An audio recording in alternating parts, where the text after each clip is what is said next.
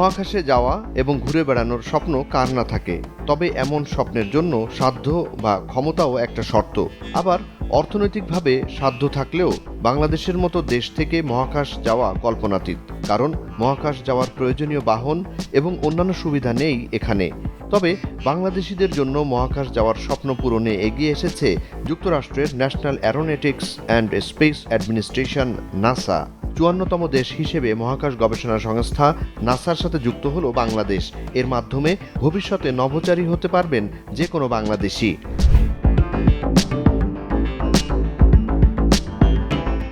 ৮ March মঙ্গলবার নাসার সাথে এ নিয়ে এক চুক্তি হয়। বাংলাদেশ বিনিয়োগ উন্নয়ন কর্তৃপক্ষ বিডার নির্বাহী চেয়ারম্যান চৌধুরী আশিক মাহমুদ বিন হারুন এবং বাংলাদেশে নিযুক্ত মার্কিন দূতাবাসের charge d'affaires Tracey Ann জ্যাকবসনের উপস্থিতিতে চুক্তিতে সই করেন প্রতিরক্ষা সচিব আশরাফ উদ্দিন। নাসার সঙ্গে হওয়া চুক্তিটি হচ্ছে আর্টেমিস অ্যাকর্ডস।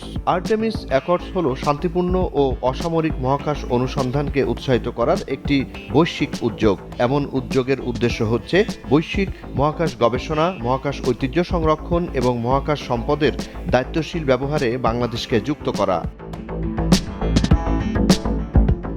চুক্তি স্বাক্ষর নিয়ে বিডার চেয়ারম্যান চৌধুরী আশিক বলেন, চুক্তি সইয়ের মাধ্যমে বাংলাদেশ যুক্তরাষ্ট্রের মধ্যে মহাকাশ গবেষণায় নতুন অধ্যায়ের সূচনা হলো। এর মাধ্যমে বাংলাদেশ তার মহাকাশ গবেষণা কার্যক্রমকে আরও বেগবান করতে পারবে।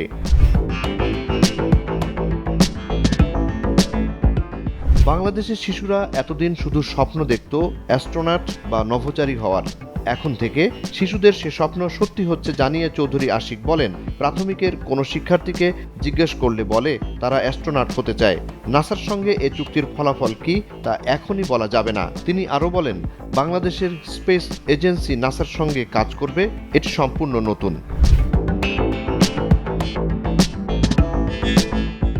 প্রতিরক্ষা সচিব আশরাফ উদ্দিন বলেন, আর্টেমিস অ্যাকর্ডস মূলত আউটার স্পেস ট্রিটি রেজিস্ট্রেশন কনভেনশন এবং অ্যাস্ট্রোনট রেস্কিউ এগ্রিমেন্টের নীতিগুলো অনুসরণ করে তৈরি একটি নির্দেশিকা, যা মহাকাশের শান্তিপূর্ণ, নিরাপদ ও টেকসই ব্যবহারে সহায়ক। প্রতিরক্ষা সচিব জানান, ১৯৮০ সালে বাংলাদেশ স্পারসো গঠন করা হয় মহাকাশ বিজ্ঞান ও প্রযুক্তির কাজে। তখন থেকেই আন্তর্জাতিক নিয়মকানুন মেনে চলা হচ্ছে।